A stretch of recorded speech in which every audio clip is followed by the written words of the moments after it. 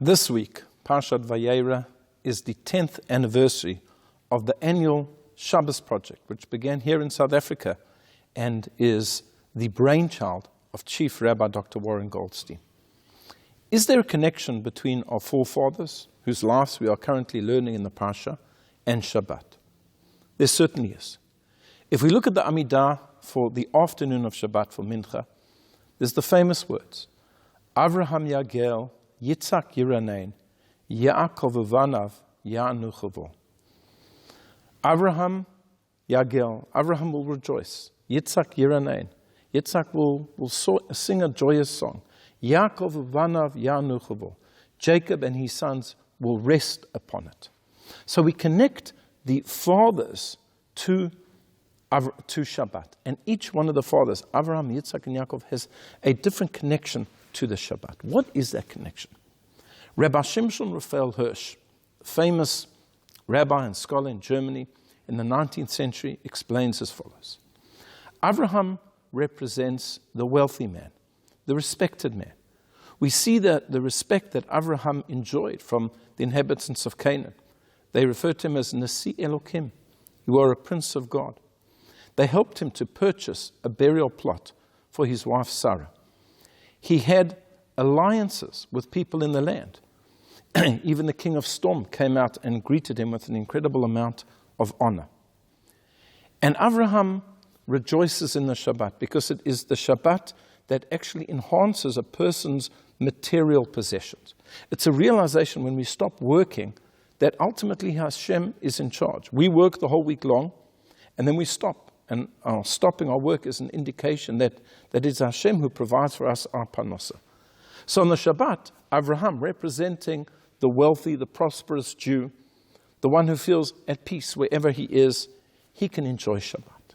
But then we come on to Yitzhak. And Yitzhak didn't have it quite as easy as his father Avraham. When he moved down to the area called Gerar, the local inhabitants were hostile with him. They forced him out. They said that he was taking their wealth. He had to go live aside and apart. He wasn't really persecuted bodily, but he felt apart.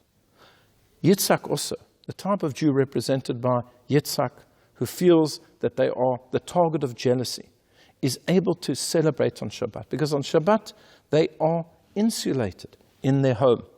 They are away from the nations and what's going on out there, and they are uplifted. And then finally, Yaakov, Bechir Ha'avot, the choicest of the fathers, but the one who had the most difficult life, the one who was persecuted by his brother Esau, who wanted to kill him, and who had to run away to the home of his uncle Lavan, where Lavan treated him very, very poorly. He gave him the wrong wife initially. He made him work for him for many, many years without paying anything. And when he did pay him a reward, he swindled him all of the time. Then he pursued after him to kill him.